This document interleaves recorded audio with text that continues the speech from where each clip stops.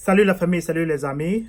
Une fois de plus, je viens de tomber sur une énième vidéo de DJ Arafat. Nous le souhaitions ou nous souhaitons à toute sa famille tous nos hommages, évidemment. Mais je viens de tomber sur une vidéo qui, une fois de plus, me pousse à me poser un certain nombre de questions en ce qui concerne la mort de cette icône de la musique. Et beaucoup de choses se disent en ligne tout récemment. Et une fois de plus, cette vidéo aussi me pousse à m'interroger sur le fait de comment sa mort s'est réellement passée ou du fait est-ce qu'il était vraiment au courant de ce qui devait se passer en fait. Donc suivez la vidéo et je vais revenir dans un seul instant. Vous aurez un mort sur votre conscience.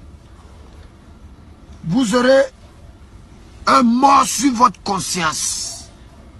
Ça peut être moi.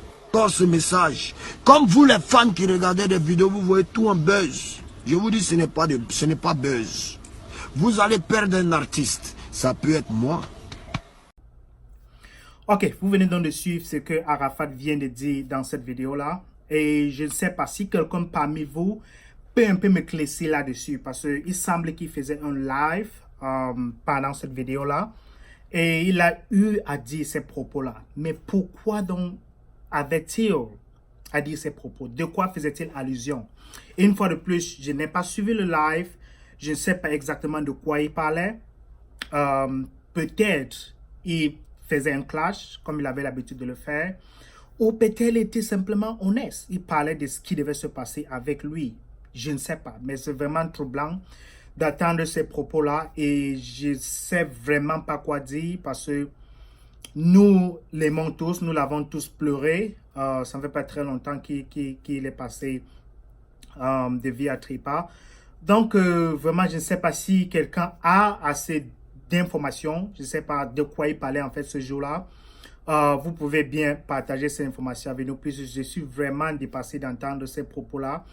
De quoi faisait-il allusion? Puisque ce n'est pas la première fois que quelqu'un de très célèbre, meurt et après sa mort, des informations pareilles commencent à surgir de ce qui peut-être se serait passé ou de ce qu'il aurait pu dire. C'est vrai que nous avons des visions, puisque Dieu a une certaine façon de communiquer avec nous qui est à travers notre esprit, puisque notre esprit vient de Dieu, puisque c'est cette partie de lui-là qu'il a décidé, qu'il a utilisé pour en fait nous envoyer sur cette planète, puisque le corps vient de la terre, mais l'esprit vient de Dieu. Donc, c'est à travers notre esprit que Dieu communique avec nous, qu'il envoie, il partage certaines informations avec nous. Donc, est-ce peut-être Arafat aurait reçu des visions, des informations pareilles, qui l'auraient poussé à dire des trucs ainsi? Je ne sais pas. Serait-il ou aurait-il été impliqué dans des trucs ou des pratiques très peu communes? Je ne sais pas. De quoi faisait-il allusion? Était-il un clash? Je n'ai aucune idée.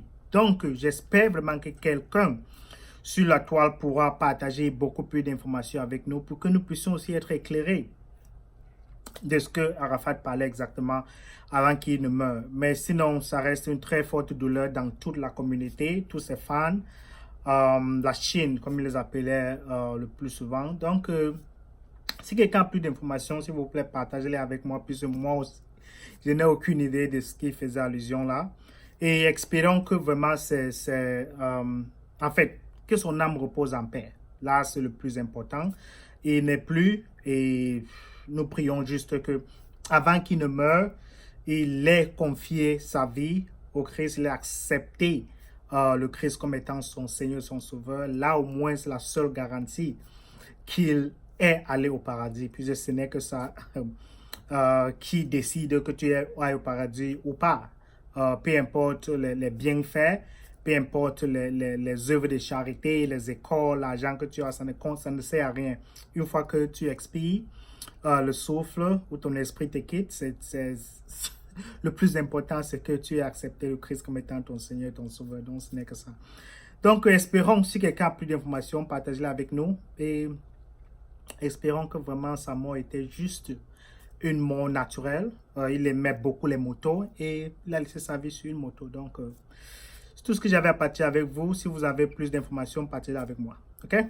Bye bye.